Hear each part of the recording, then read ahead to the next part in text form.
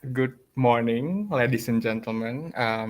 My name is Lutfi Ramis, and I'd like to welcome you to our Talking ASEAN webinar. And today, my name is Lutfi Ramis. I am a researcher at the ASEAN Studies Program at the Habibie Center. And today, we'll have our webinar series, Talking ASEAN webinar series on Joe Biden's one-year presidency and ASEAN-US Special Summit. How would it be beneficial to ASEAN?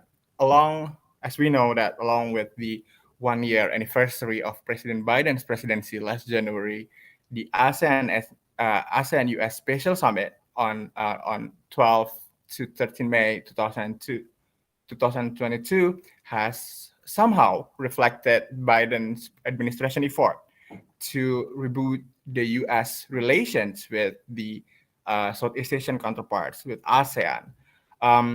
President Biden, during the occasion, described the partnership as critical and also reaffirmed U.S. commitment to ASEAN's central role in the common vision for a free and open Indo-Pacific, as he announced U.S. plans to assist the region, to assist Southeast Asia and ASEAN to address issues related to infrastructure, security, clean energy, and also pandemic response.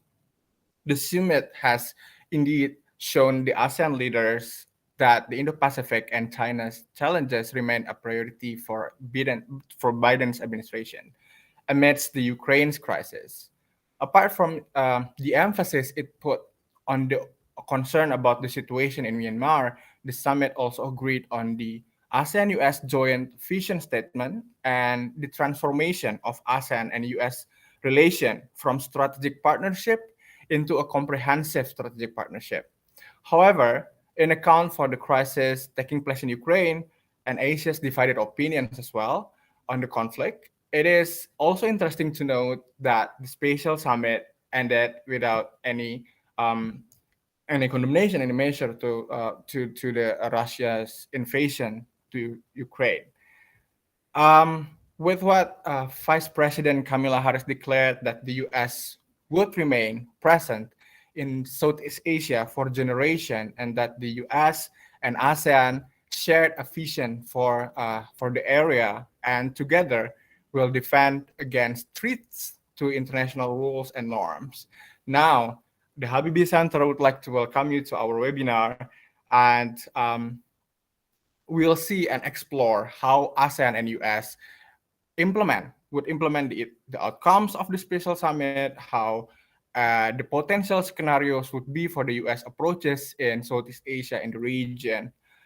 And now, as we are moving on to the webinar, I would like uh, to welcome our speakers for today. The first one is Steve Weston, Chargé d'Affaires of the U.S. Mission to ASEAN. Good morning, Steve. And we also have Joanne Lin. Joanne is the lead researcher at the ASEAN Studies Center at ICS Yusof Ishak Institute. And unfortunately, Joanne is not able to attend our webinar today, but um, Joanne has sent the pre-recorded video for her presentation, and also none other than the Habibie Center's own Professor Dewi Fortuna Anwar, the chairperson of the board of director of the Habibie Center. Good morning, Prof. Yeah, good morning. Um, Welcome to our speakers. Um, Before we move on to kickstart our webinar, I would also like to remind all our audience watching from YouTube that you're welcome to join the discussion by submitting your questions through the chat box in YouTube. And do not forget to write down your name and the affiliation while you're submitting your question in chat box. Now, I would like to welcome Stephen to start the first presentation. Steve is temporarily serving as Chargé d'Affaires of the U.S. Mission to ASEAN, where he has served since 2018 as the Deputy Political Counselor and Internal Unit Chef at the U.S. Embassy to Indonesia. And prior to Jakarta, Steve also served at the US Embassy in Brussels, in Manila, and in Budapest. He obtained his bachelor's degree from the University of California at Los Angeles and a joint GD MA degree from the American University in Washington, D.C. Without any further ado, Steve, the floor is yours. Great. Thank you very much, Palufti. It's a pleasure to be here and to speak at this Habibie Center ASEAN Study Center webinar. I've been in Indonesia now for about 4 years, and it's always been a pleasure to be able to attend and participate in Habibie Center events. And also, I think the ASEAN Study Center of the Habibie Center has really contributed to the scholarship and research on ASEAN, and so I think it's a very, very productive organization. So thank you very much. Thank you. And also wanted to say that I'm very pleased to be on a panel with esteemed colleagues like Professor Dewi Anwar, and then also with Joanne Lim, who are both very well-renowned experts on not only ASEAN, but the Indo-Pacific and other political related issues. So it's clearly a terrific panel and a great opportunity for me to be here. So what I wanted to do today was to talk about, in general, the U.S. partnership with ASEAN and the ways in which the United States is working to deepen and enhance our partnership with ASEAN. Then I'll also talk about the May 12th through 13th special ASEAN-US Summit, and then talk about some of the new initiatives and the outcomes of that summit. So I think, as most folks know, the United States has a long-standing partnership with ASEAN and with Southeast Asia. President Biden was thrilled to host the US-ASEAN Summit earlier this month, in which we celebrated the 45th year of our dialogue relations with ASEAN. We're also proud that the United States was the first of ASEAN's 11 dialogue partners to establish a separate mission to ASEAN with a resident ambassador. And this year we'll be hosting the 10th ASEAN-US Summit. So the depth and the breadth of our relationship with ASEAN is enshrined in our 5-year plans of action.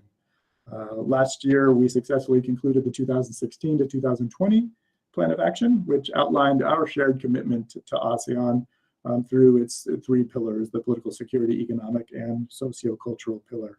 And we've now embarked on a new 5-year plan with ASEAN. So after President Biden assumed office, in his national security strategy, he made it a priority to reinvigorate and modernize our partnerships around the world.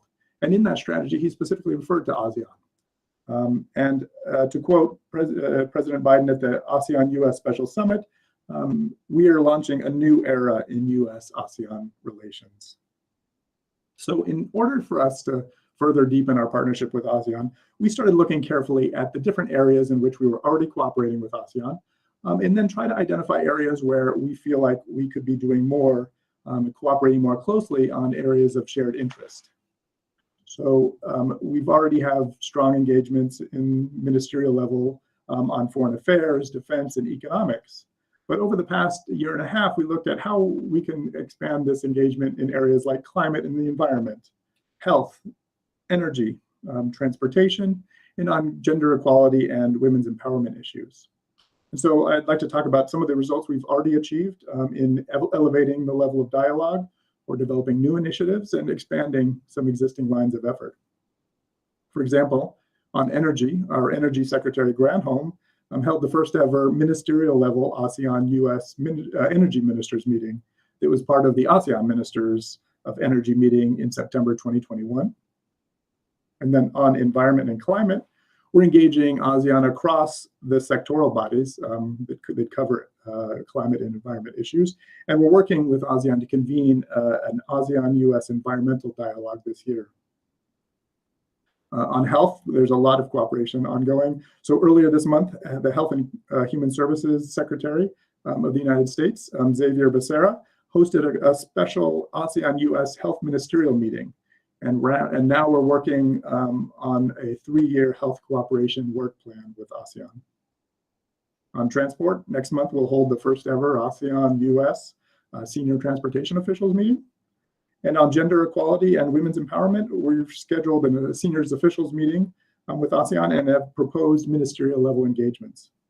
So this would allow the US and ASEAN to advance our shared goals and interests in priority areas of women's economic empowerment, women, peace and security, gender mainstreaming, and addressing gender-based violence. We'll be active participants in the ASEAN-US Senior Economic Officials meeting, the SOMTC on transnational crime, with which we engage very, very significantly, and then on issues like digital economy, cybersecurity, and our work on smart cities.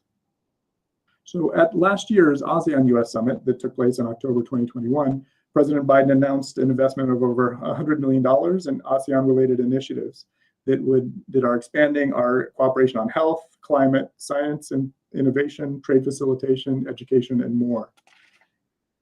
So all of these initiatives I've just described sort of have helped build momentum towards this month's US-ASEAN Special Summit that was held in Washington, D.C. earlier this month. So just to note, this was the largest in-person summit of the entire Biden and Harris administration to date. And so over the course of the 2 days, the summit displayed the full depth and breadth of our foundational relationship with ASEAN. And so let me just outline a few of the outcomes of the special summit in the program. So as I mentioned, the 2-day summit was May 12th and 13th. And it started with House Speaker Nancy Pelosi hosting a bipartisan working lunch on Capitol Hill with ASEAN leaders. Then American CEOs, US-ASEAN Business Council, and the US Chamber of Commerce met with ASEAN leaders to discuss the US commitment to investment in ASEAN and economic relations. And at that event, our Secretary of Commerce, Raimundo, announced that the largest US trade mission, which is called Trade Winds, next year would be held in Thailand with spin-off visits to 5 other nations in Southeast Asia. And then day one was capped off with a small dinner with President Biden and his ASEAN leader counterparts. The second day of the summit was a full day of programming at the State Department that included a productive discussion on climate action, clean energy transformation, sustainable infrastructure at an event that was hosted by Vice President Harris and joined by many members of the cabinet, Special Presidential Envoy on Climate, John Kerry, Energy Secretary Granholm, Transport Secretary Buttigieg, and our USAID Director, Power. Vice President Harris hosted a lunch for the leaders. And then this was all the run up to the main plenary session when President Biden and ASEAN leaders met and discussed a full range of issues. So now touching on some of the outcomes of the summit.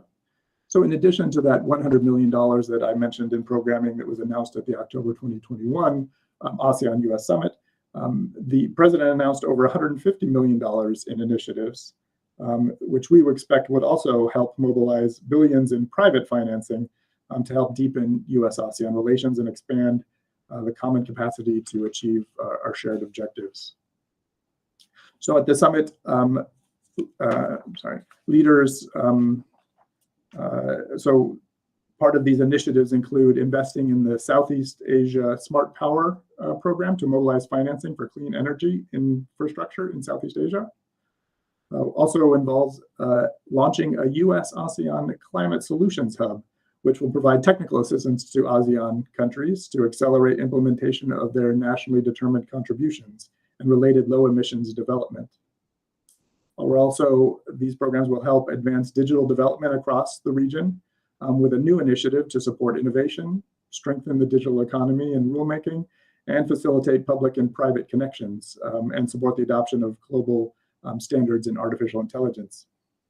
On education, we're launching a new US-ASEAN Universities Connections exchange program through which academic fellows from ASEAN will travel to the United States and explore opportunities for collaborative research and teaching initiatives.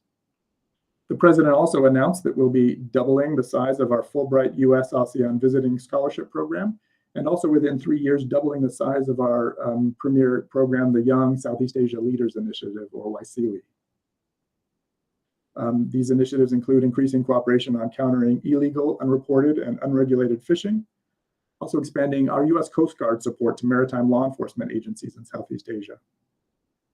We are also helping to advance early detection and community response for COVID, tuberculosis, and other airborne diseases across Southeast Asia through $10 million in USAID programming.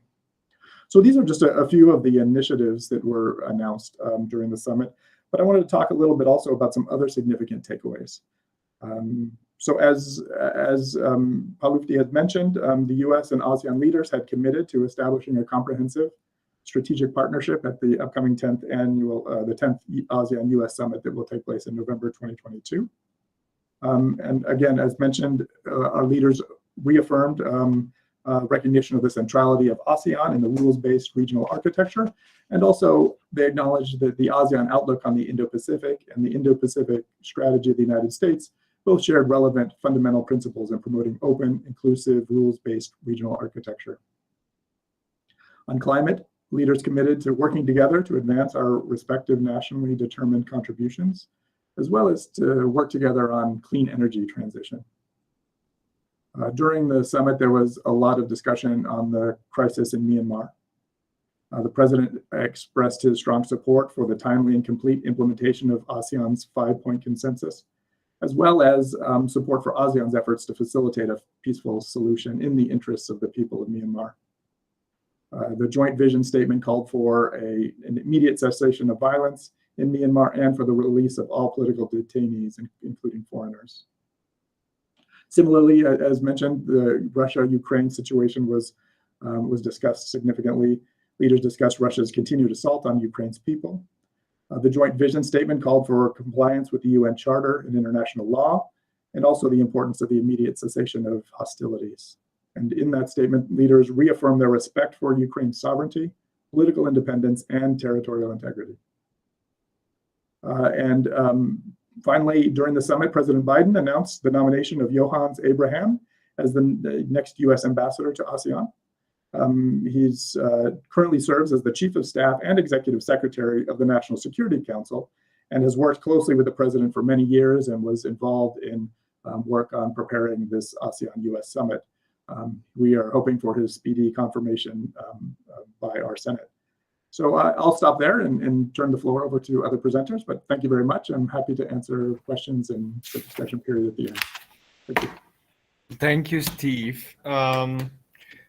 That was an insightful presentation from you, Steve, especially in regards to the summit, to the special summit, and how U.S.-ASEAN partnership was brought to a new level, new era of ASEAN-US partnership. And as Steve also mentioned during his presentation, that the cooperation also expanding to many more fields, right, Steve, such as climate, environment, energy, women empowerment, and gender equality, and also the outcomes for the summit, as well as people to people exchange was also expanded within the scheme of ASEAN-US partnership, especially to Fulbright and to YCLE. And also one of the most important things is that the relation between ASEAN-US partnership, apart from entering new era, entering a new level, comprehensive strategic partnership, and as well the announcement of the upcoming ambassador from the United States to ASEAN. We'll see. We'll wait for that, Steve. Thank you so much for your presentation. The next presentation would be brought by Joanne Lin,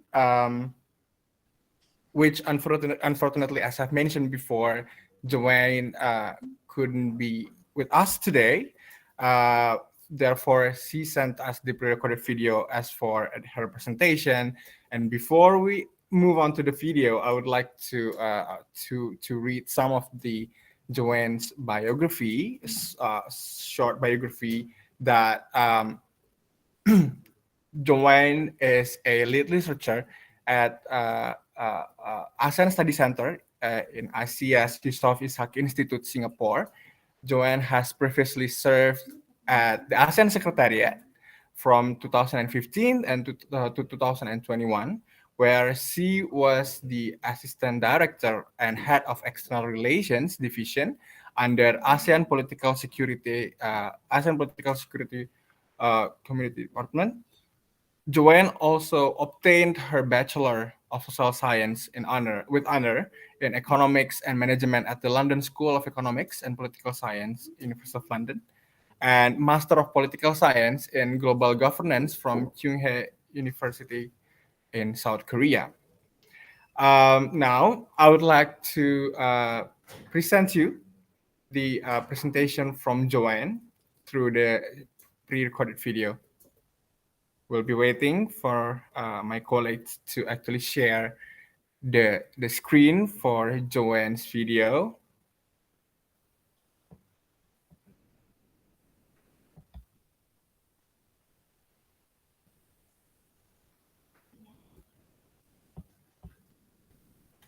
Okay, while we are waiting, okay, here it is, the video from Joanne Lin. Good morning to all of you from Singapore. I thank the Habibie Center for inviting me to speak on this very timely and interesting Talking ASEAN webinar on Biden's one-year presidency and the ASEAN-US Special Summit. This is of great interest to the region as there are a lot of things for us to unpack, not just surrounding the special summit, but also in the context of the new US Indo-Pacific strategy released in February this year, followed by the recent launch of the Indo-Pacific Economic Framework, IPEF, last week on the 23rd of May. So the launch was also in conjunction with the Quad Leaders Summit on 24th May and Biden's first trip to Asia as the President of the United States. So you can see that there are certainly many new developments for us to examine, especially its implication for ASEAN. So I only have 15 minutes, but I would like to touch briefly on all these aspects, which I believe to be of interest to all of you, perhaps starting with the new version of Biden's free and open Indo-Pacific strategy as compared to Trump's outlook on the region, and then followed by some assessments on the ASEAN-US Summit. And lastly, I will close with what sort of implications would a stronger Quad have on ASEAN. Okay, so as mentioned, the US has released a new version of its free and open Indo-Pacific strategy under the Biden administration in February this year and the Indo-Pacific Economic Framework last week. So the question is, what remains constant? And then later on, I will go on to talk about what has changed. So despite the change in administration, the importance of the Indo-Pacific to the US remains paramount. So this reflects the strong bipartisan support from the US Congress, and therefore this priority is unlikely to change in the future regardless of the administration. And it has also been noted that the Biden administration's approach to the Indo-Pacific is broadly consistent with the past 2 decades of policy directions by its predecessor administrations amidst variations in messaging. So this includes the competition vis-a-vis China, the US security posture in the region, the promotion of human rights and democracy, as well as its approach to commercial ties, alliances, and partnerships. So as such, the Biden's Indo-Pacific strategy may be seen as a continuation of the Trump's free and open Indo-Pacific with a renewed focus on strengthening collaborations with allies, partners, and institutions within the region and beyond. So now the question is, what has shifted? So in the early days of a Trump administration, I think emphasis was generally placed on the security aspect. So in the US National Security Strategy that was released in 2017, the threat of China was mentioned 33 times and Russia was mentioned 25 times. So in comparison, ASEAN was only mentioned once, in the document, although ASEAN's role was underlined as the centerpiece of the Indo-Pacific regional architecture. So it was actually only later in 2019 that ASEAN was given more prominence in the Trump's Free and Open Indo-Pacific document, in which ASEAN was mentioned more than 30 times this round, acknowledging that ASEAN serves as the backbone of the regional political and security discussion, and is actually central to the US vision. So it was also the first time, that the US spoke of a clear convergence between the principles enshrined in the ASEAN outlook on the Indo-Pacific and the vision of the US. So, however, I think in regards to the ASEAN-US relations, Trump did not regard ASEAN very highly, as shown in the lack of engagement with the regional bloc. So he only attended summits with ASEAN once in 2017, unlike the previous Obama administration, who attended 3 out of 4 ASEAN summits and even hosted the Sunnylands Summit in 2016. So Biden, on the other hand, he tried to play catch up after the region was being neglected by Trump. So several high-level meetings took place in 2021, including the 9th ASEAN-US Summit with President Biden in October last year, and 3 meetings with the US Secretary of State Antony Blinken in July, in August and September last year. So we also saw other high-level visits to Southeast Asian countries, including Vice President Kamala Harris' visit to Singapore and Vietnam, Blinken's visit to Indonesia and Malaysia, and then Defense Secretary Lloyd Austin's visit to Singapore, Vietnam, and the Philippines, Commerce Secretary Gina Raimondo's visit to Singapore and Malaysia, and visits by many other high-level officials like the Deputy Secretary of State Wendy Sherman, Assistant Secretary of State Daniel Clinton-Brink, and Councillor Derek Chollet. So these high-level visits later, of course, we know, culminated in the ASEAN-US Special Summit earlier this month, which I will talk about shortly. So I think another significant progress that was made under Biden's administration is the nomination of a US ambassador to ASEAN for a post that was actually vacant since 2017 throughout the Trump's administration. So the nominee, Johannes Abraham, is also one of the top national security aides to President Biden. It signals Biden's desire to strengthen its relations with ASEAN with actual concrete actions. So another slight shift under Biden's administration is actually his emphasis on new approaches to trade. So this is apart from the focus on security, and I will actually speak more on the newly released IPAF in the next slide. So I mentioned that it's only a slight shift, because Biden's preoccupation with China's threat is actually still very real, as we can see in many aspects. So therefore, I think one aspect in which we are seeing more of under Biden is the rise and focus on minilateral coalitions, such as the elevation of the Quad to a summit level. So we have witnessed a total of 4 Quad summits in the past year, and 2 actually in physical format. So we also saw the formation of the AUKUS, which is the trilateral security pact between US, UK, and Australia, announced last year. So these minilaterals are mainly seen as a strategic convergence amongst the 4 powers in advancing common strategic goals in the Indo-Pacific, including to compete or contain China. So another important aspect to note is the increase of focus on maritime security, as seen in the increase of freedom of navigation operations in the South China Sea under the Biden administration as compared to the Trump administration. So this may also be demonstrated in the outcomes of the special summit, in which we saw that 60 out of $150 million of new initiatives was actually put aside for maritime security. And again, I will come to that later.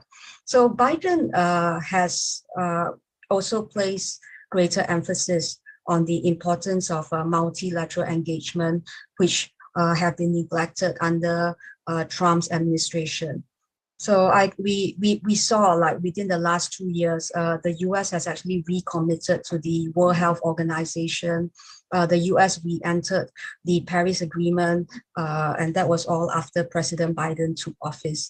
So similarly, Biden attended the East Asia Summit last year virtually, unlike President Trump, who did not even sit through his Seoul EAS meeting in 2017. So the Indo-Pacific Economic Framework. So this, I believe, is actually an important missing link in everything that the US is doing in the previous administration. So there are actually experts in the region who believe that the Indo-Pacific Economic Framework will in fact be the most important element of US engagement in the region.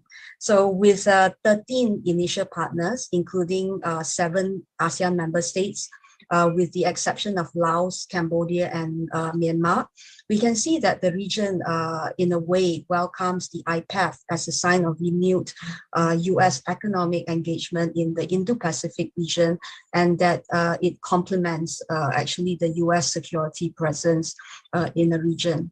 So although many in the region would definitely have preferred for the US to join the TPP or even consider to join the RCEP in the future, but I think the IPEF would still pass off as the second best option, noting that an affirmative economic strategy may not actually be easily passed through in the US Congress.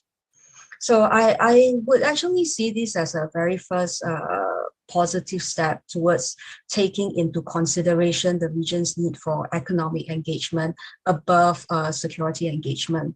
So however, there are still many choices to be made by regional countries, such as which components of the IPEF they will participate in. So at this point, I think the framework covers 4 pillars, which are trade, and that includes digital economy, supply chains, clean energy, decarbonization, infrastructure, that sort of things, as well as tax and anti-corruption. So I guess the positive thing is the framework has a very flexible approach. So partner countries will be able to pick and choose what is comfortable for them. So in addition, I think the framework will also provide technical assistance and capacity building, which will be welcomed by many developing countries. So in a way, this might slightly compensate for, the lack of market access. So while, it seems positive at this point in time, I believe ASEAN will also be observing, will also want to observe China's reaction to this framework, as China is still the biggest trading partner for ASEAN. So from what I have been observing in the news, I think China has sort of criticized the IPEF as barriers to undermine international rules and sever the global markets. So it also warns that the framework may make regional economy more fragmented with more divisions. So although it may be just another set of economic engagements with the US, there could also be a slight tendency to worsen the US-China trade war, especially, if it's seen as an instrument to counter China's economic influence in the region. And I guess also what remains to be seen is whether Taiwan would eventually become a member of this agreement.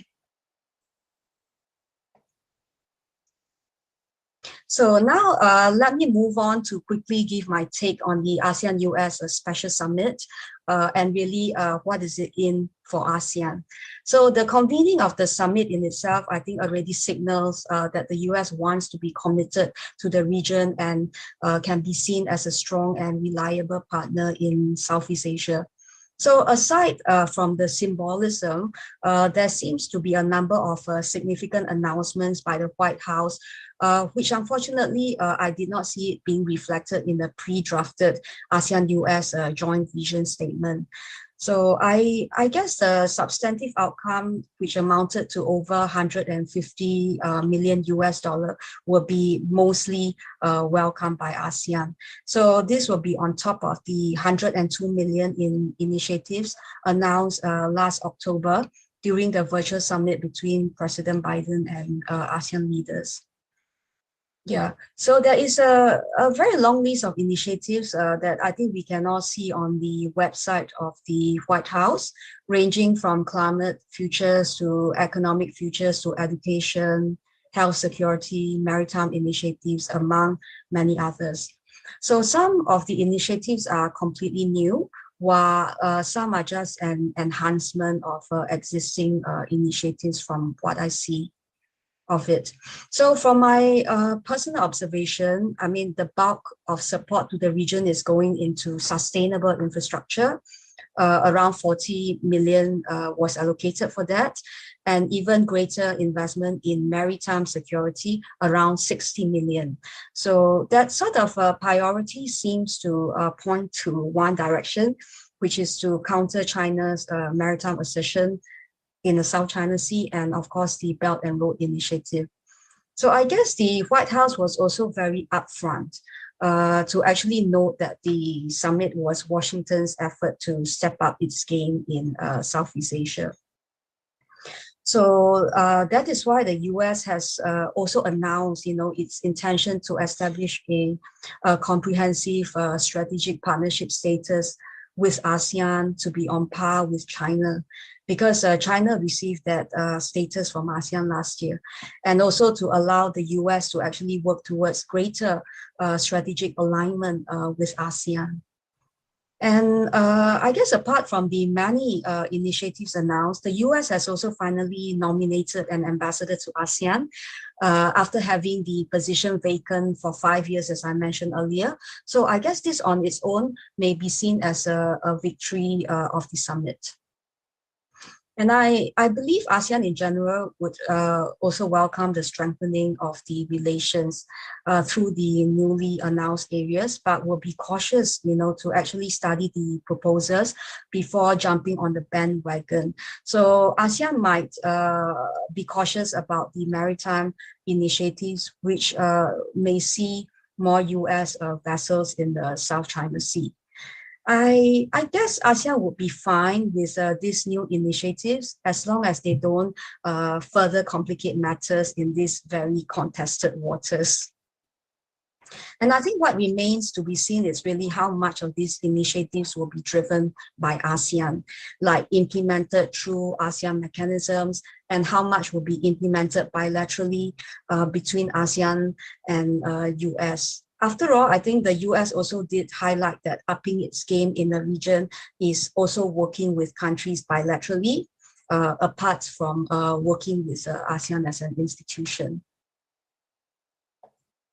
So before I end, and I believe my time is actually almost up, I just want to say 2 words about the Quad on whether it is welcome or feared by ASEAN. I think Quad has certainly gained prominence under the Biden's administration with 4 summits held, including 2 physical ones, as I mentioned. So the Quad has also been featured highly in the US Indo-Pacific strategy, having been mentioned 13 times in the document.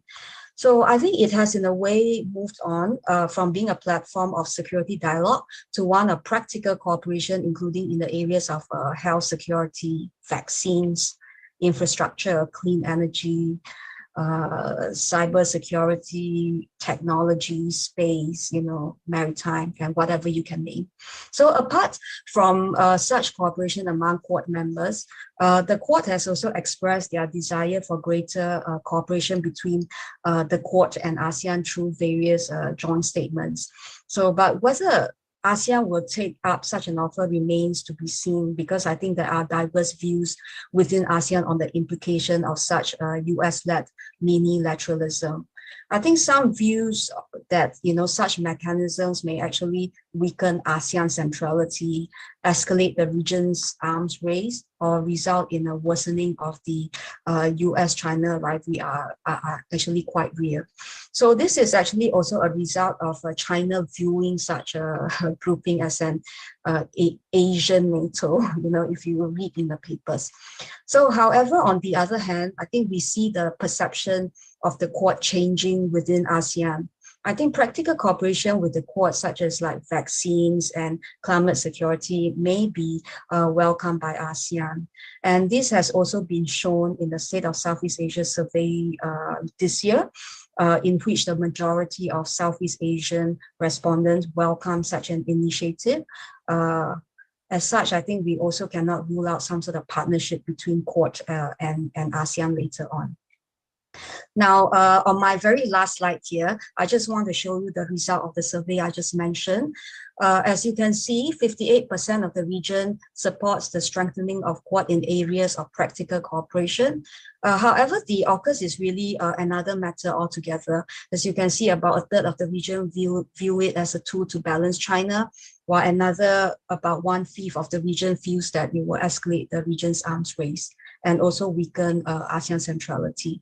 So I guess you can read more of this survey in our ICES Yusof Ishak Institute website. And in closing, let me just say that a lot of developments have taken place within the last few months. It's actually too much, for us to actually follow sometimes. And such developments will definitely affect ASEAN. However, I think the good news is that the importance of ASEAN hasn't declined. And we have seen positive developments between ASEAN and the US.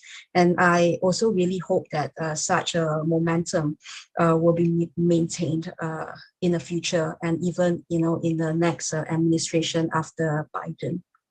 So I guess with that, I have reached 20 minutes. I just want to thank you for your time. Oh, thank you, Joanne. From Joanne's presentation, I would take a few takeaways.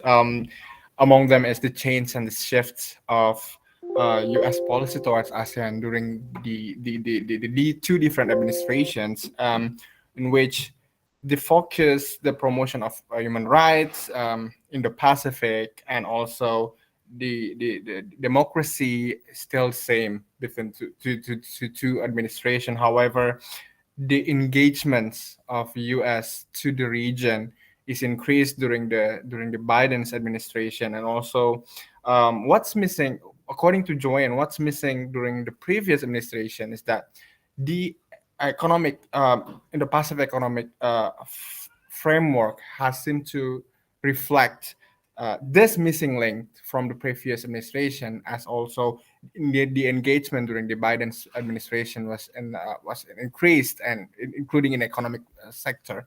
And also we see that Joanne also stressed the enhanced U.S. commitment, especially through the financial assistance for the region, and also the comprehensive strategic partnership, as previously also stressed by Steve as well, and the enhanced maritime cooperation in her presentation. Again, thank you, Joanne, for the presentation.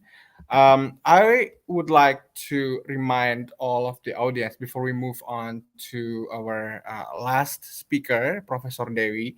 I would like to again to remind our audience, please, if you want to submit your question, submit it through chat box. Don't forget to write your name and your affiliation.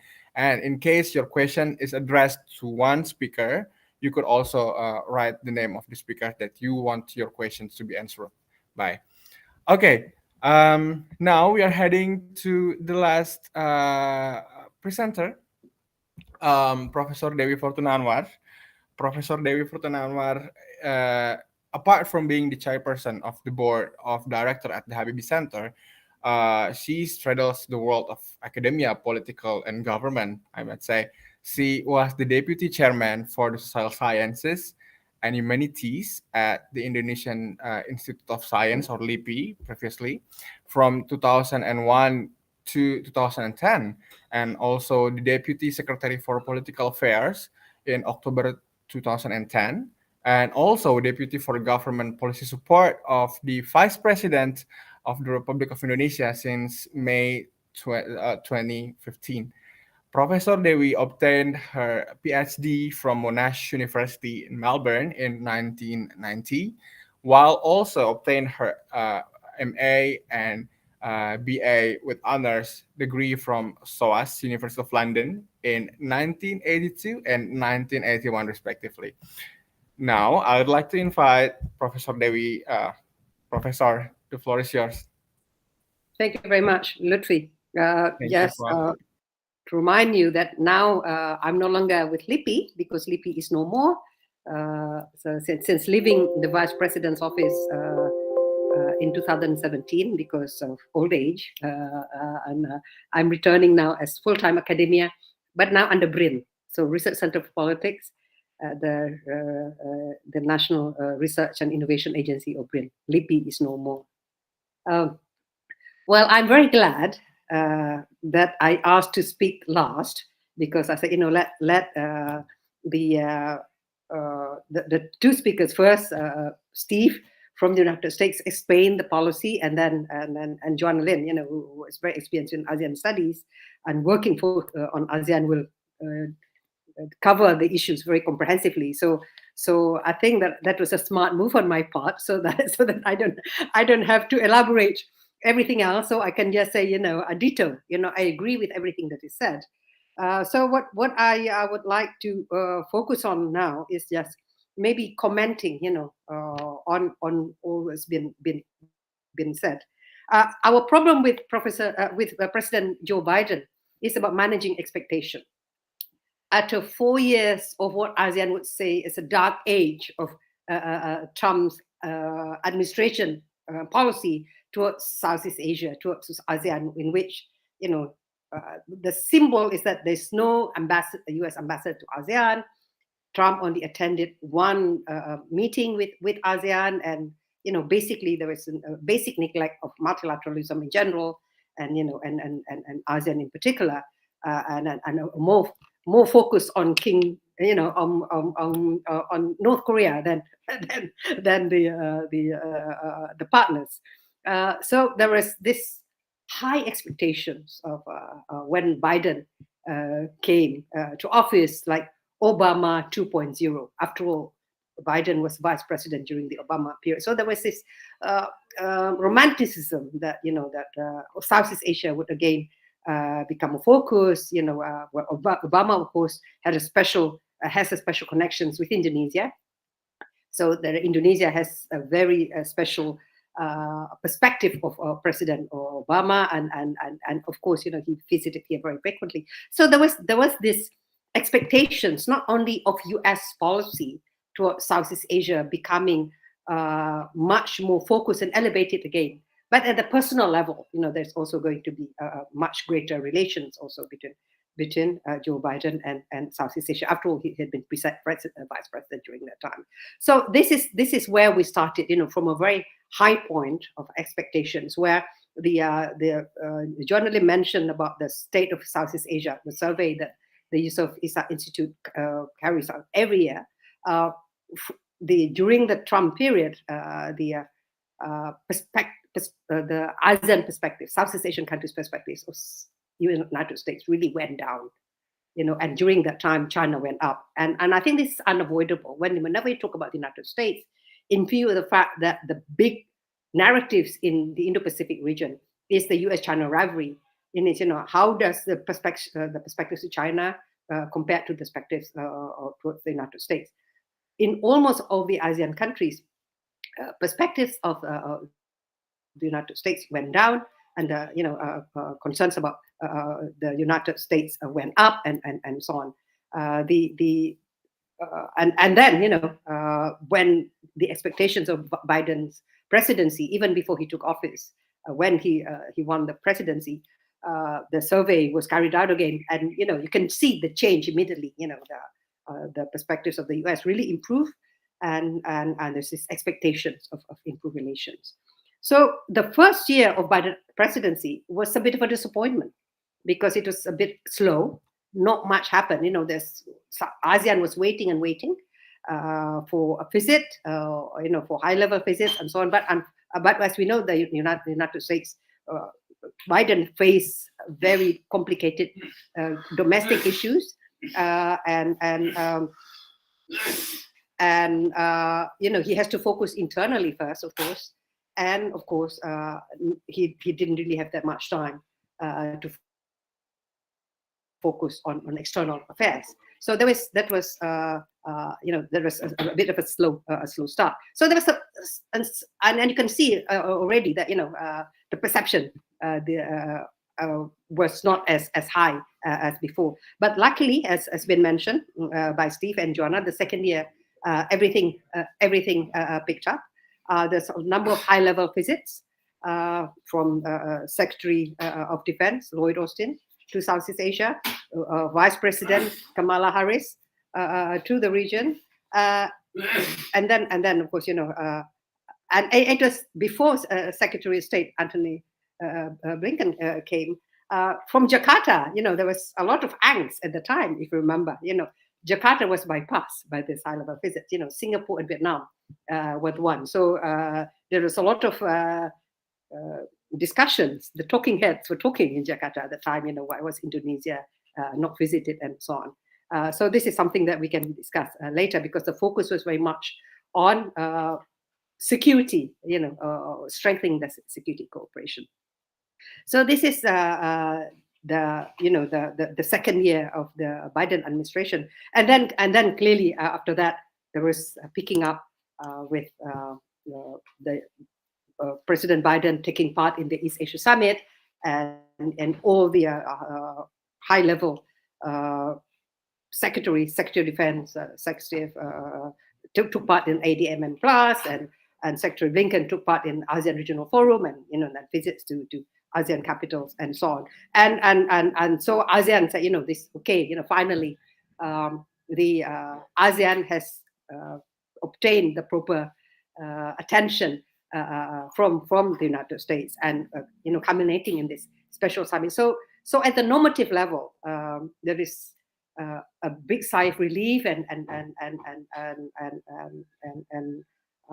I might say, so welcome relief that the U.S. ASEAN relations are returned on its proper keel.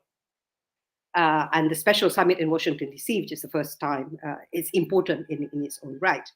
But again, one needs to view,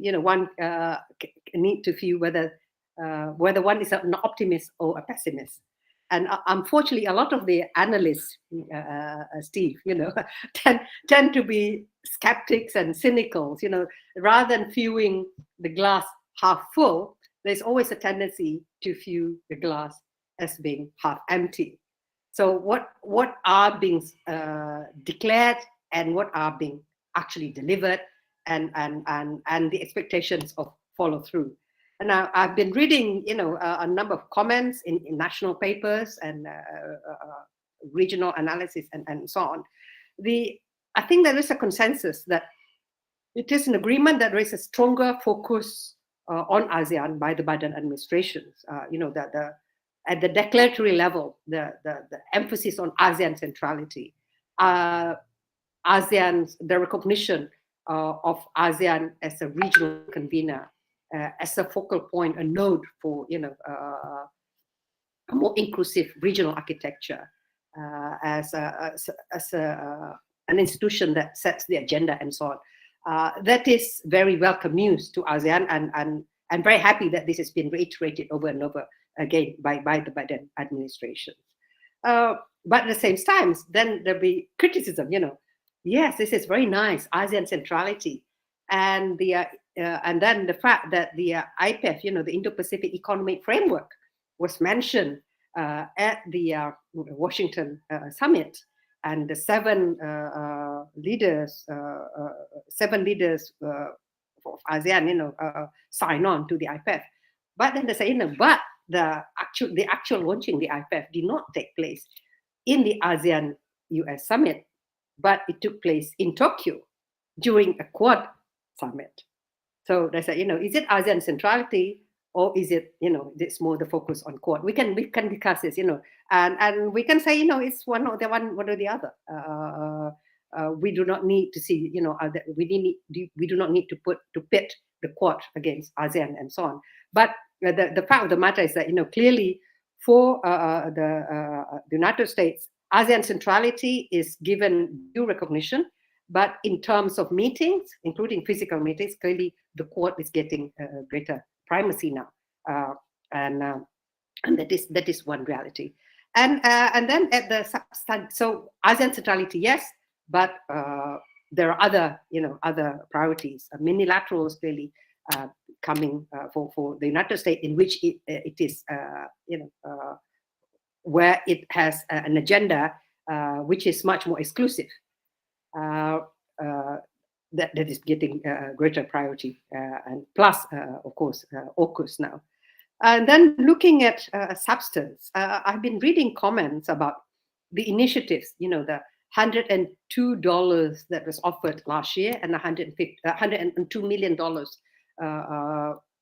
that was offered last year at the East Asia Summit, at the ASEAN-US Summit last year, and now $150 million, very broad range activities. $100 million is not it's not peanuts, it's not small sum, and rightly, there are focus on maritime issues and on sustainable infrastructure.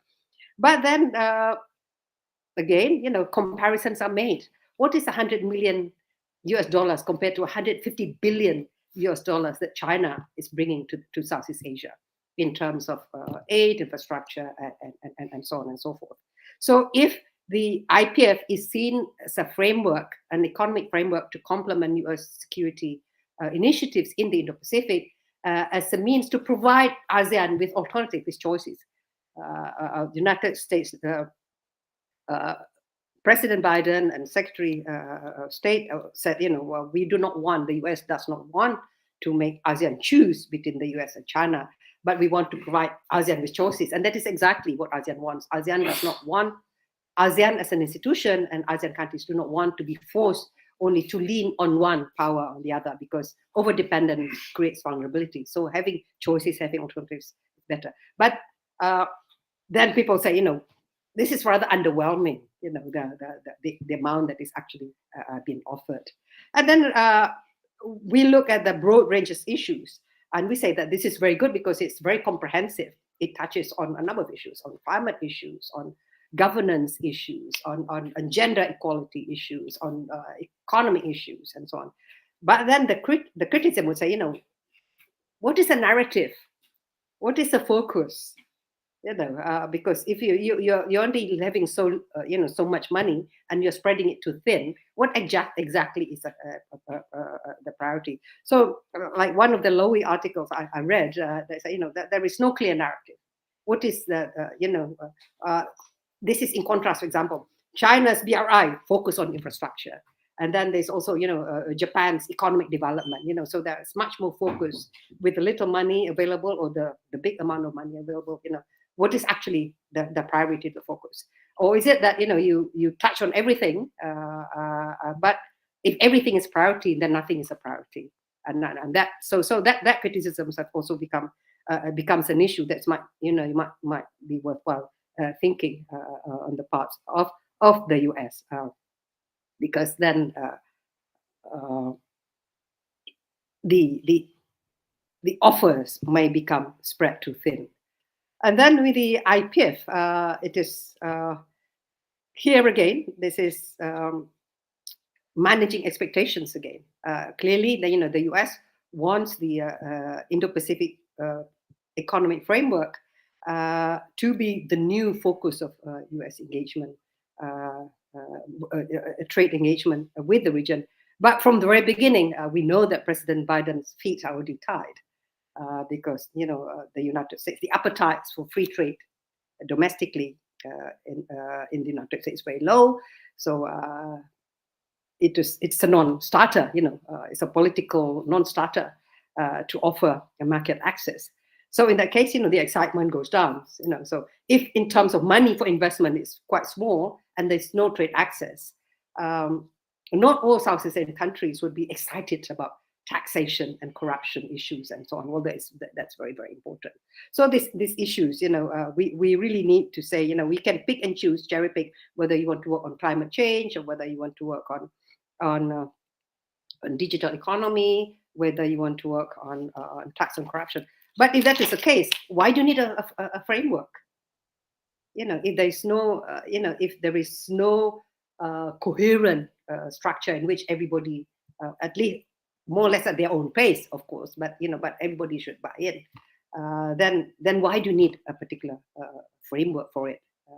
Why not just do it in the usual way, where a lot of countries already have various bilateral relations with the United States anyway. So if different countries can pick different things, why do you need an overall framework? So these questions, I think, will come up, and the devil's in the details.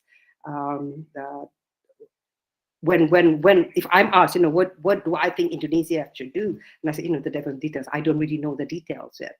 What we can do about this.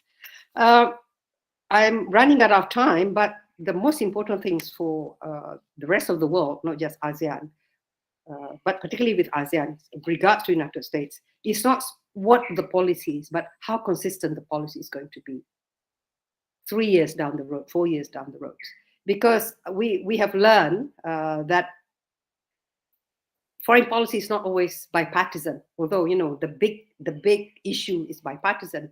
But when President Trump was able to take the United States out of TPP, out of the Paris Agreement, and took the United States away from its multilateral commitment, not just dismissing friends, but neglecting allies, that kind of things. What is the guarantee that things like that's not going to happen again? Is there going to be a Biden presidency for up to 4 years? That is, and how sustainable that particular policy would be. That remains a main worry, and I think that is a lessons learned for the rest of the world. There's always this doubt, the question mark about how reliable can the United States in the long term, even if it commits itself to an agreement in which it signed on, even an agreement that it's ratified, even the one that it initiated, it can walk away from it under a different administration. That's a major worry. And second worry is that analysts and policymakers in the US and policymakers here and analysts here seem to all agree that ASEAN is not a main priority for the United States. It's not the primary mandala. It's not it's not the main theater. ASEAN is important as a derivative, quite often, of a function of the US policy towards China. I know that Minister Kurt Campbell reiterated recently that ASEAN is valued in its own right, in its own merit, that it is not simply a function of US policy towards China. But not many people are too convinced about that, precisely because not just the lack of consistency because of changing administration, changing presidency, but also when things happen, US as a global power has global attentions.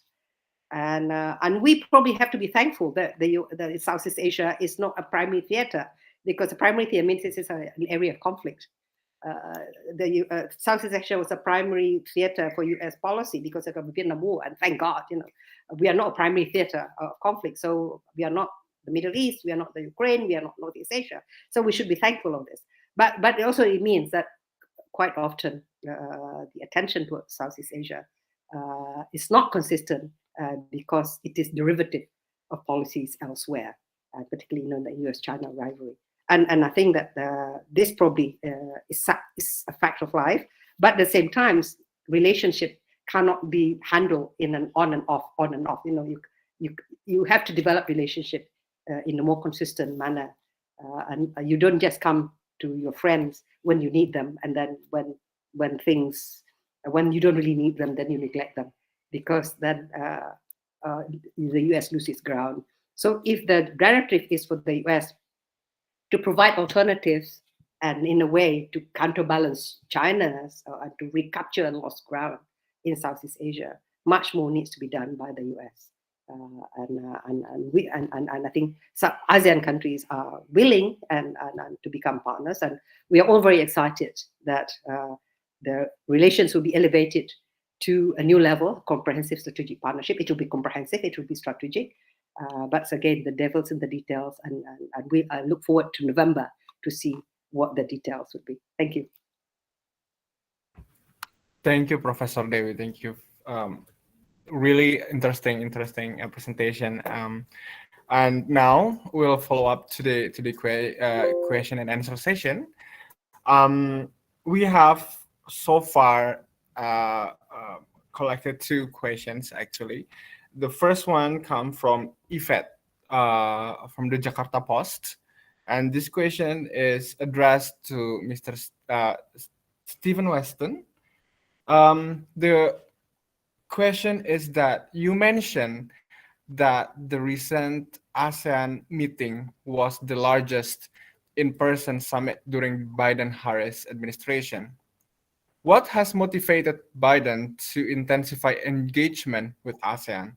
That's the first question. And the second question from Yvette is that how will the recently announced Indo-Pacific Economic Framework, or IPEF, work in harmony with the existing ASEAN vision? Maybe the last question can be answered by Professor Dewi as well, but let's heading to the first question. Steve.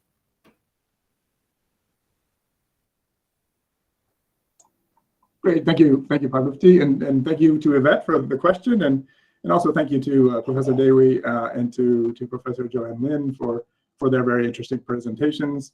It's always very interesting to hear, particularly those perspectives from Professor Dewi, and I think you always raise very interesting and provocative questions. So I think sort of to answer Yvette's question, and to also I think respond a little bit to some of the points that Professor Dewi had mentioned. You're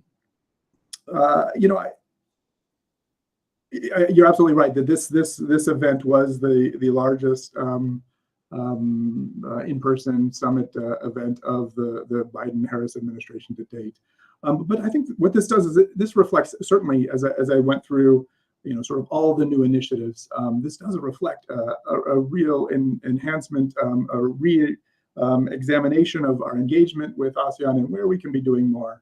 But this also, I think it's worth noting that our engagement with ASEAN is longstanding. I mean, we've 45 years of dialogue relations. Our engagement with ASEAN, I know it's often like to be put in the context of the China-U.S. rivalry, but let's look at our engagement with ASEAN, because ASEAN does matter to the United States, and the United States, I think, also matters to ASEAN. Just historically, I have some statistics I wanted to bring up. Since 2002, we've provided $12.1 billion in bilateral assistance to Southeast Asia, $3.6 billion in development assistance, $3.3 billion in health funding, $1.4 billion in humanitarian assistance. Our two-way trade is enormous, $430 billion in two-way trade with ASEAN economies in 2021. Our foreign direct investment, the U.S. is ASEAN's largest source of foreign direct investment, well beyond any other country. We've also provided more than 195 million COVID-19 vaccine doses to the Asia-Pacific region, including 35 million to Indonesia, close to 40 to Vietnam, and 33 million to the Philippines. So I would just say that our relationship with ASEAN is longstanding. ASEAN is important. Southeast Asia is important. The 10 countries of ASEAN are important. It is absolutely true again that we are looking to see where we can do more though with ASEAN. And so Professor Dewi had mentioned kind of not having an overarching narrative. I think the narrative is this, that we are doing a lot with ASEAN, and we're looking at ways that we can do more with ASEAN to the benefit of the 1 billion people that live in ASEAN and the United States. And how can we improve the lives of the people in ASEAN and the US, and they're both to further their prosperity and security. That's why we've looked at areas like health and environment and climate, and we've looked at transportation and gender equality and women's empowerment as areas where we think we can be doing more together and we can be enhancing our cooperation. And we think it's in the benefit of both ASEAN and the United States. I will talk a little bit about IPEF. I don't want to go into too much detail. I think Professor Lin did a great job of sort of providing an overview of it. One of the challenges that that people are comparing apple to apple. So to make IPEF meaningful, probably the US as the initiator really needs to sit down with all the stakeholders, the other 13 countries, and see how we can flesh out the details. I agree totally with you. I'm very much in favor of a more broad-based government, and not just talking about physical infrastructure or just the physical economic development, health and women empowerment, climate issues, sustainable supply chain and some things like that are very important. And given our experience with COVID, how supply chains have been disrupted. And now with war, supply chains has also been disrupted. This is something that that we really need to work together on. But I think that the most important thing is that to have a much more collaborative discussions about this. So this is not about the US deciding on what the standards and then having other countries sign on, but to really make it into a participatory framework so that everybody feels that they own it. And I think that will be the measure. So it will be different, from, because BRI is China offering money, and then other countries can apply. This is not a multilateral framework; it's bilateral between Indonesia and China, between other countries and China. And IPEF is going to be a more multilateral framework. Then how does it differ from RSCP? Then what is the value added for it? We know that most of the members of the ASEAN are, all their countries in ASEAN are in RSCP, and it's also 7 out of 10 ASEAN countries are in IPEF. So what's the value added? Is that and clearly, we do not want things to conflict between the other. It would be quite unwieldy, for ASEAN countries with their overburdened bureaucracy. They'll all be in the Ministry of Trade, the Ministry of Industry, Ministry of Finance, and they all have, what is this? IPEF, and then you have APEC, and then you have RSCP, and then then some countries are in comprehensive and progressive TPP as well. So what are all of these spaghetti balls? Or are they just adding more chores to us, without any meaningful benefits to be gained from it? So I think that's it. That we need to work very, very seriously about what the details are and how are they going, what the strategies of delivery are, and they have to be measurable. Thank you, Steve and Professor Dewi. Professor Dewi, Yvette has another question specifically for you, and I think that could relate to my concern as well. What is the Indonesian attitude towards the intensifying relation with the US? Is it cautiously optimistic? Is it skeptical, or is it enthusiastic? Is it seeing the glass half empty or seeing the glass half full, Professor? Indonesians as a whole, I'm generalizing here. Indonesians in general are always optimistic, and we tend to see things half full, and that's why we always try to bring warring parties together when other countries dismiss our efforts, to mediate in conflicts or to facilitate conflicts. So we feel that something needs to be done. So Indonesians are always very optimistic, and as Steve mentioned, the U.S. is a long-term partner for Indonesia. Don't forget, the U.S. has been there prior to Indonesia's independence. The U.S. played a very important good offices role in the during the revolutionary period that led during the negotiation for independence. So relations to the U.S. is one of the earliest. If you look at the diplomatic relations, the U.S. was one of the earliest countries that we had diplomatic relations with. China also, one of the earliest, but the U.S. was first. But the relations has always gone up and down. But I think that these two big countries feel that we've had some stormy relations with the U.S., but we've never frozen relations with Washington. So our diplomatic relations have been continuous. But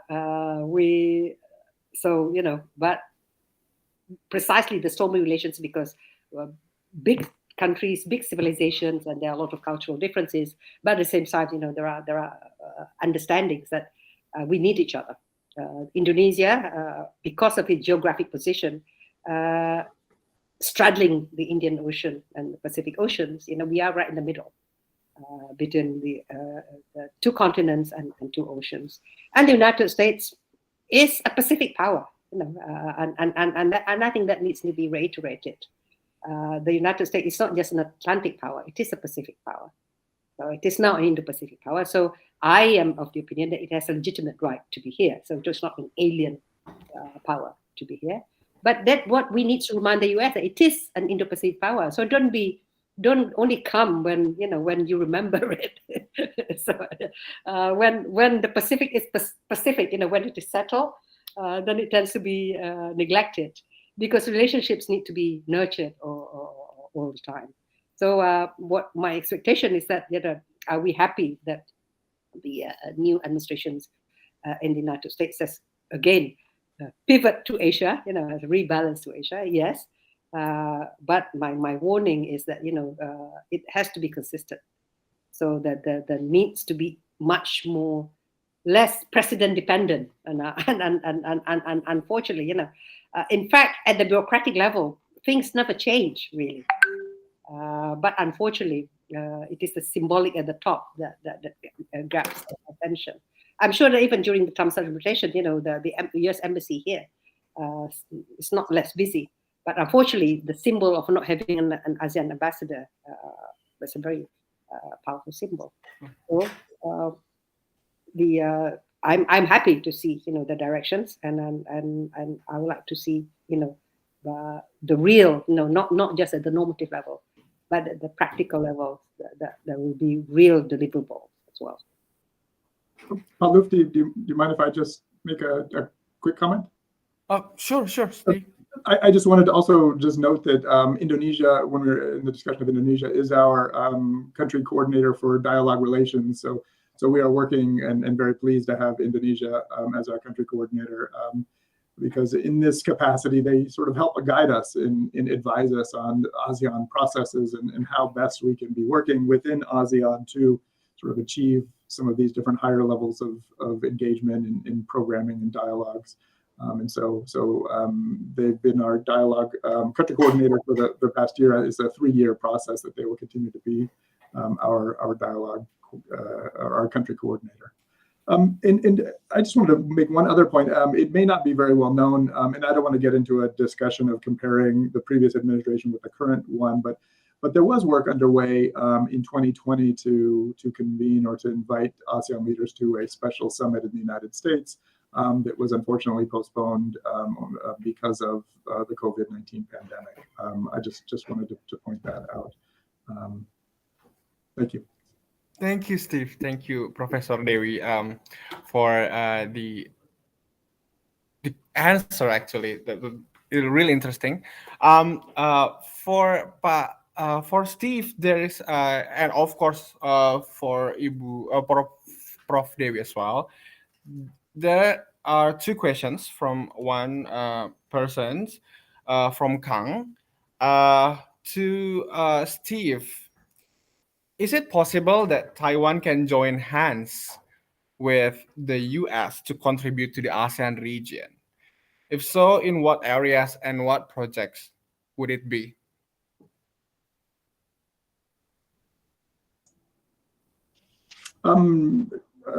I actually don't have a clear answer to that question. I think ASEAN is the one that is responsible for sort of ASEAN's relations with partners, and so the possibility of ASEAN-Taiwan cooperation lies, I think, mostly in their hands. So we certainly welcome cooperation, I think, wherever possible. Thank you, Steve. And to Professor Dewi, you mentioned China earlier. Still a question from Kang. China is Indonesia's biggest trading partner. Will U.S. effort of expanding its presence in ASEAN make a big impact on China's economic and political influence on Indonesia, Prof? What do you think? Well, I think Indonesia has comprehensive strategic partnership with China. Indonesia also has comprehensive strategic partnership with the United States. So if we are talking about Indonesia, I say, we are non-aligned, we're best active, and we have comprehensive strategic partnership with a number of countries, with the United States, with China, with India, and so on. And of course, China and ASEAN has very special relationship because we have an ASEAN-China free trade as well. So in terms of trade, China has very big influence in the region. If you look at the survey that ICS carried out, when Southeast Asian countries, ASEAN countries are asked, which country is most influential for you, for your country, politically, if the questions was in the 20 years ago, the answer would have been the United States. Now the answer is China. And then which country is most important economically? The answer is also China. Which country are you most worried about economically? The answer is also China. Which country are you most worried politically, security? The answer is China. Precisely, because of the big impacts of China, there is also a greater awareness of concerns of vulnerability.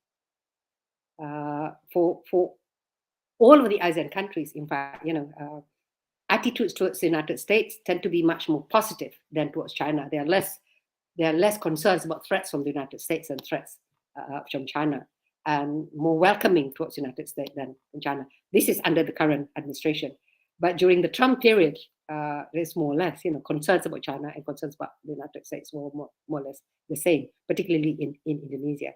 So there have always been concerns.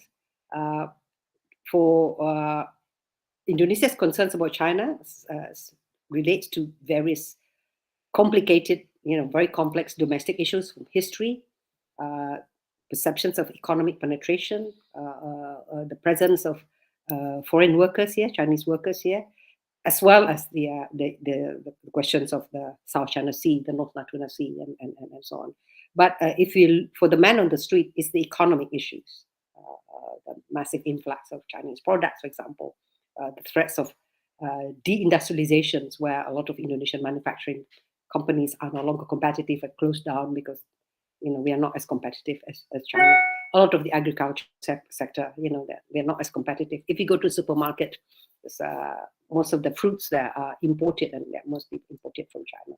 Even batik, fabrics, printed fabrics are from China. So that there are concerns, about economic penetration and so on, and also been issues about the models of businesses, because to make it more efficient, China's companies can offer cheaper products because they build, operate, and transfer. Because from the plan to the working and delivery, they're all done by Chinese workers. So they're including Chinese blue-collar workers, and in certain areas, particularly during election times, this has been a major issue among Indonesians, fearing loss of job and so on.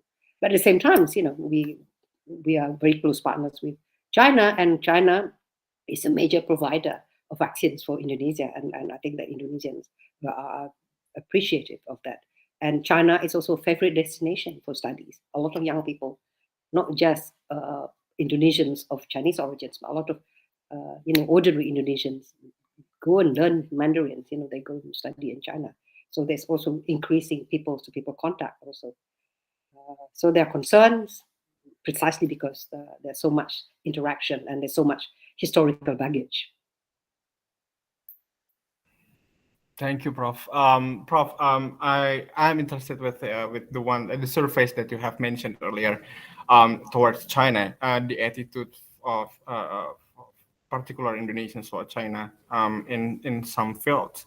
How would you think the U.S. could utilize the concern of particular parties in Indonesia towards China to actually strengthen the relations between Indonesia in particular and between ASEAN in general? I believe that this concerns not only in Indonesia. We could also see this concern in few other ASEAN countries. How could US actually see this as an opportunity to strengthen? Yeah, well, this is ASEAN needs to be much more cohesive and resilient. If you're talking at the ASEAN level, the ASEAN's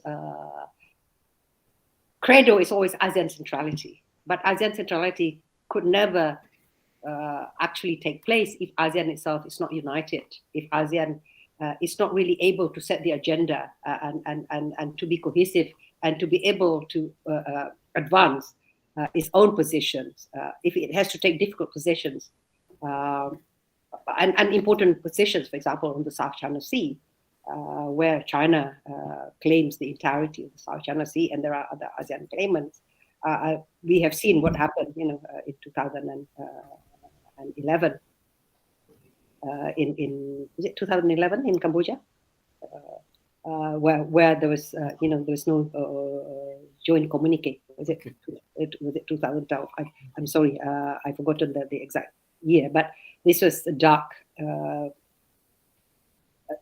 page in ASEAN history when ASEAN failed to come up with a joint communique because of disagreement about the language on the South China Sea, when Cambodia was the chair of ASEAN, because of China's pressure at the time. So for not just with China, whether it's the US, if the US puts pressure on ASEAN, forcing ASEAN, for example, to choose side, to go against China, that is also not in the interest of ASEAN either, because for economic reasons, for cultural reasons, for various reasons, China is very important to ASEAN, but the United States is also very important to ASEAN. So the most important thing is, to increase ASEAN's resilience and to increase our national resilience, to ensure that we do not disagree on fundamental issues. ASEAN is always going to be diverse. ASEAN is never going to have a common foreign and security policy like the EU, because we have strategic culture. But at least, we have convergence of policy. Within ASEAN, we have non-aligned countries like Indonesia. Then we have aligned countries like Singapore and Brunei and Malaysia, Thailand also, the Philippines. But even the Philippines and Thailand have interesting positions. They were formerly allies of the United States, but they've also developed very close relations with China. So for Southeast Asian countries, we are always at the crossroads of trades, of civilizations, and we have always been able to absorb and adopt and adapt and manage relations with various external powers. And so the most important thing is, this ASEAN centrality needs to be understood and internalized by ASEAN itself, not taken for granted that it will be respected by other powers. It depends very much on ASEAN whether it deserves to play the central role. Thank you, Professor. Thank you. We have one last question, I believe, from our colleague fellow researcher at the Habibie Center to Steve. Steve, as you have mentioned earlier, a new set of Indo-Pacific strategy was published in the beginning of this year. Can you tell us the difference between this IPS and the one from the predecessor, and how would it affect common concern such as South China Sea, ASEAN, and Indo-Pacific region in general? Great, thank you, Habibie. I think maybe I was mentioning the national security strategy, but you're right. There is also a new Indo-Pacific strategy. I think some of the things it does, it focuses more on our partnerships and trying to strengthen and deepen those partnerships. And I also think that it also focuses a lot on helping build the capacity of those partnerships. I think there are some areas where I think certainly things are not that different. We continue to put a primacy on freedom of navigation, freedom of overflight, consistency with international rules-based system. We continue to reject countries' claims that are not based on international law. I think it also continues the previous iterations policies that noting that we aren't claimants when it comes to the South China Sea. We don't have any territorial claims, but we do very much believe in the importance of ensuring freedom of navigation, freedom of overflight, for not just for the United States, but for all countries, consistent with international law. We are supportive of ASEAN's efforts to conclude a code of conduct for the South China Sea, and one that respects international law and is consistent with the ASEAN outlook on Indo-Pacific, which also puts a primacy on things like the international rules-based system and consistency within. And so I would say those are some of the differences and the similarities I would think between our Indo-Pacific strategy. All right, thank you, Steve. As we are now heading to us concluding the webinar, going back to our title, how would it be beneficial to ASEAN? President Biden's one-year presidency and ASEAN-US Special Summit, how would it be beneficial to ASEAN? I would like to give the floor to both Professor Dewi and to Steve to give final remarks answering to that question. Thank you. We start to Steve. Great. No, thank you very much, Habibie. Look, I think deeper engagement with ASEAN is in the benefit of both the United States and ASEAN. We can work together in a lot of different areas where we can deepen our cooperation. I think there are a lot of new promising programs and initiatives that were announced that we can work towards fulfilling that I think will help promote peace and prosperity within ASEAN. And so I think the deeper engagement is certainly something that the U.S. welcomes and wants to be consistent with and wants to continue. And I think you will see that as this administration goes forward. Deeper and broader engagement. Thank you, Steve. And now we are heading to Professor Dewi. Yeah. President Biden's one-year presidency and ASEAN-US Special Summit, how would it be beneficial to ASEAN, Prof? Yeah, I think it is beneficial, again, at both the normative and substantive level, the normative and practical level. At the normative level, it reiterates U.S. support for ASEAN and for ASEAN centrality. It is for ASEAN centrality, as a primary regional convener, the ASEAN centrality as a focal point for a more inclusive regional architecture and for setting the agenda for the wider regional architecture. And it's very important that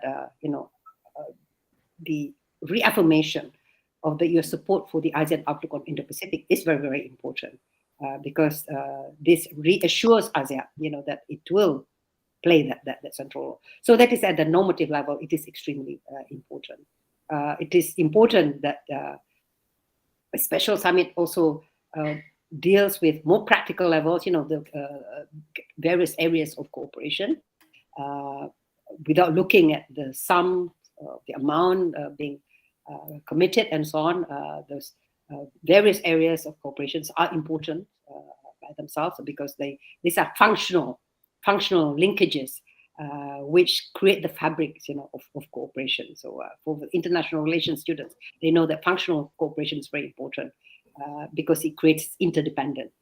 Besides providing the direct benefits to the recipients of those various initiatives, the youth, the women, the traders, the farmers, and so on. But at the international relations perspective, these are the spider webs that create the links between countries. So even when administration change, president comes and go every 4 years, and sometimes they stay for 8 years. But at the bureaucratic level, at the functional levels, all of this cooperation will continue. And I especially welcome, the nomination and hopefully the incoming U.S. ambassador to ASEAN, who will provide, more depth on ground of the symbol as well as the reality of U.S. greater engagement and commitment to ASEAN. Thank you, Prof. Dewi, for the support for ASEAN centrality in Indo-Pacific, for more inclusive regional architecture, and also the linkage for functional cooperation. That's what beneficial for ASEAN in President Biden's 1-year presidency and ASEAN-US Special Summit 2022. And also the appointment of the new U.S. ambassador for the ASEAN. We are so much looking forward to that, for the new ambassador of the U.S. to the ASEAN. But for now, we are concluding our Talking ASEAN webinar. I would like to thank again Professor Dewi, to Steve as well, and to Joanne for the time and for really insightful presentation and answers to the question. We look forward for you to again participating in our upcoming events in the Habibie Center. And also I would like to thank our audience for the participation, for a really amazing questions delivered and addressed to our speakers. We look forward as well for you to participating again in our upcoming event. Again, thank you so much for your participation, and stay healthy, and see you. Thank you very much. Thank you, Thank Steve. you, Prof. Thank you, Steve. Thank you.